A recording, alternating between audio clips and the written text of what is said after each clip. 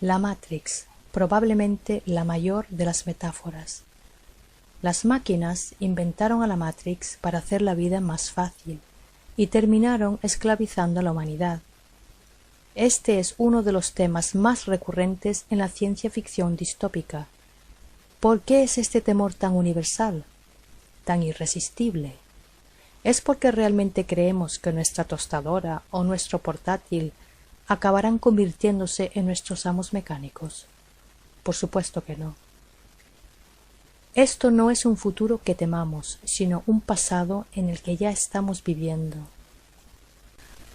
Supuestamente, los gobiernos fueron inventados para hacer más fácil y más segura la vida moderna, pero los gobiernos siempre terminan por esclavizar a la gente. Aquello que hemos creado para, entre comillas, servirnos, termina por gobernarnos. El gobierno de los Estados Unidos, por y para la gente, ahora encarcela millones. Se toma la mitad de los ingresos nacionales a la fuerza, sobreregula, castiga, tortura, masacra a extranjeros, invade países, derroca gobiernos, impone 700 bases imperialistas en el extranjero. Infla la moneda aplastando a las futuras generaciones con deudas masivas.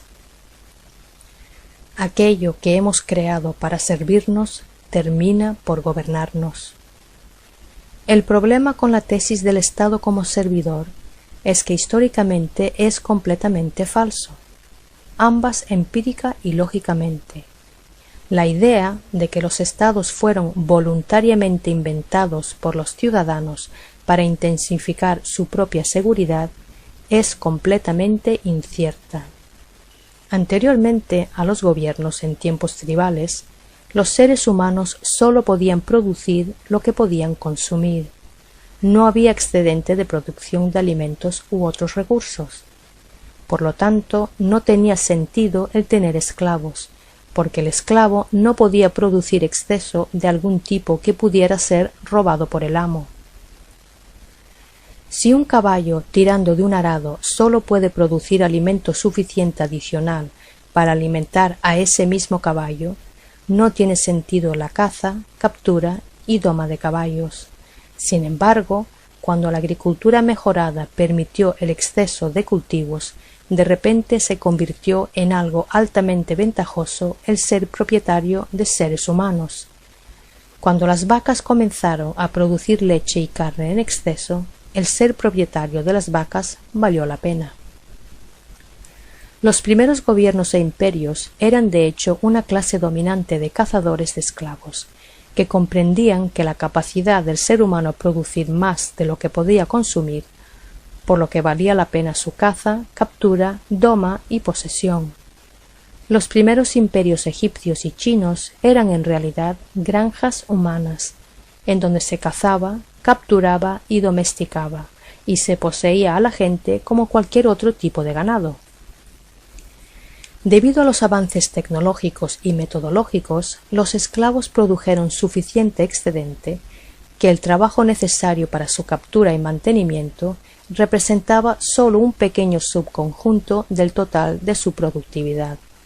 La clase dominante, los granjeros, se quedaban la mayor parte de ese excedente, mientras repartían obsequios y pagos a la clase embrutecedora, la policía, los cazadores de esclavos y sádicos en general, y a la clase propagandística, los sacerdotes, los intelectuales y los artistas.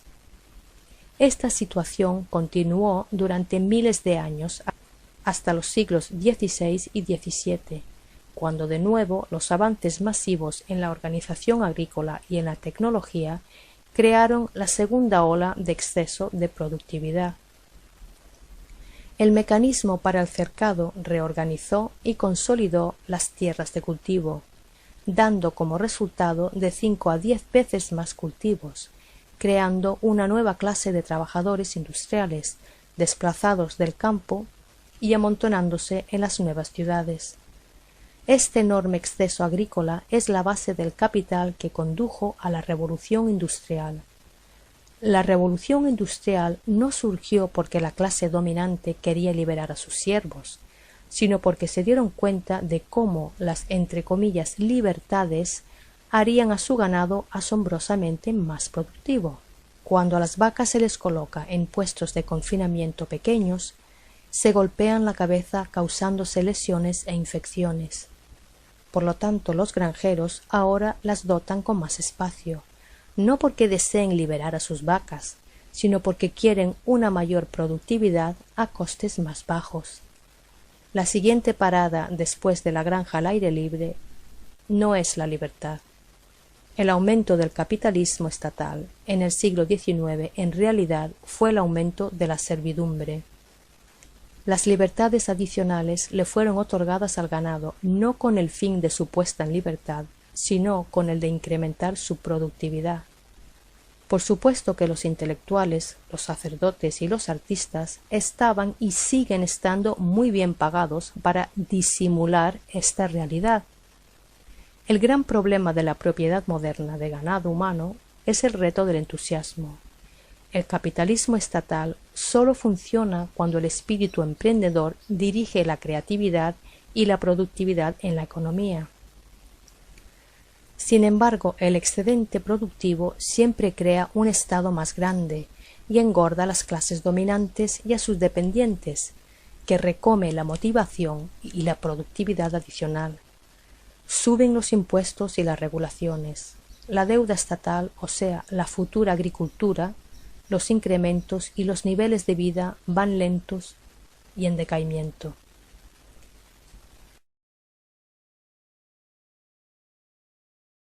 La depresión y la desesperación comienzan a extenderse, mientras la realidad de ser propiedad se hace patente en la población general. La solución para esto es la propaganda adicional, los medicamentos antidepresivos, la superstición, las guerras, campañas de moralidad de todo tipo, la creación de, entre comillas, enemigos, la inculcación del patriotismo, los temores colectivos, la paranoia acerca de los intrusos, los inmigrantes y demás. Es esencial el entender la realidad del mundo.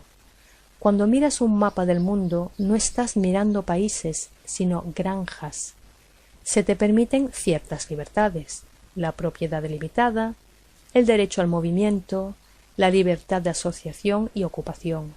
No porque los gobiernos aprueben estos derechos en principio, ya que los viola constantemente, sino más bien porque el ganado en granjas al aire libre es mucho más barato de poseer y mucho más productivo. Es importante el entender la realidad de las ideologías. El capitalismo estatal, el socialismo, el comunismo, el fascismo, la democracia, todos ellos son enfoques de manejo de ganado.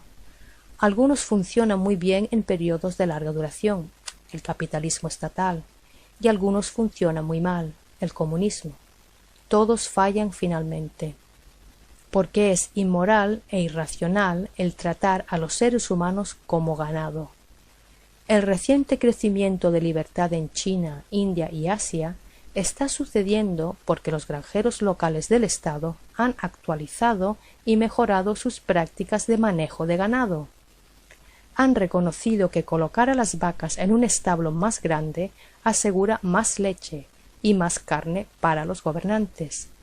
Los gobernantes también se han dado cuenta que si tratan de impedir que huyas de la granja, te deprimirás, te volverás inerte e improductivo. Un siervo es de lo más productivo cuando imagina que es libre. Por lo tanto, vuestros gobernantes deberán proporcionar la ilusión de que sois libres, para poder cosecharos más efectivamente. Por lo tanto, se os permite abandonar, pero nunca hacia la verdadera libertad, solo hacia otra granja, porque todo el mundo entero es una granja. Te impedirán que te lleves mucho dinero, te enterrarán en una burocracia interminable, restringirán tu derecho al trabajo, pero sigues siendo, entre comillas, libre para marcharte. Debido a todas estas dificultades, son muy pocos los que se van, pero se sigue manteniendo la ilusión de movimiento. Aunque solo 1 de cada 1000 vacas escapase, solo con la ilusión de poder escaparse, eleva significativamente la productividad de las restantes 999. Sigue siendo una ganancia neta para el granjero. También se te mantiene en la granja mediante licencias. El ganado más productivo son los profesionales, así que los gobernantes les colocan un collar electrónico llamado una licencia o permiso, que únicamente les permite practicar su oficio en su propia granja. Para crear aún más la ilusión de libertad, en ciertas granjas se le permite al ganado elegir entre unos pocos granjeros que los inversores presentan. Como mucho, se les dan opciones de menor importancia acerca de cómo son manejados, pero nunca se les da la opción de clausurar la granja y ser verdaderamente libres. Las escuelas del gobierno son corrales de adoctrinamiento para el ganado. Entrenan a los niños a que, entre comillas, amen a la granja y a temer la verdadera libertad e independencia, y a atacar a cualquiera que cuestione la realidad brutal de la propiedad humana. Además, crean puestos de trabajo para los intelectuales, que tanto cuentan para los propagandistas estatales. Las ridículas contradicciones del estatismo, como la religión, únicamente pueden ser sostenidas mediante la propaganda interminable impuesta a niños indefensos. La idea de que la democracia y algún tipo de contrato social justifican el ejercicio brutal del poder violento sobre miles de personas es patentemente ridícula. Si le dices a un esclavo que sus antepasados, entre comillas, eligieron la esclavitud y que por lo tanto él está obligado a sus decisiones, él simplemente dirá: si la esclavitud es una elección, entonces elijo no ser esclavo. Esta es la más aterradora de las afirmaciones para las clases dominantes, razón por la que entrenan a sus esclavos a atacar a cualquiera que se atreva a pronunciarla. El estatismo no es una filosofía.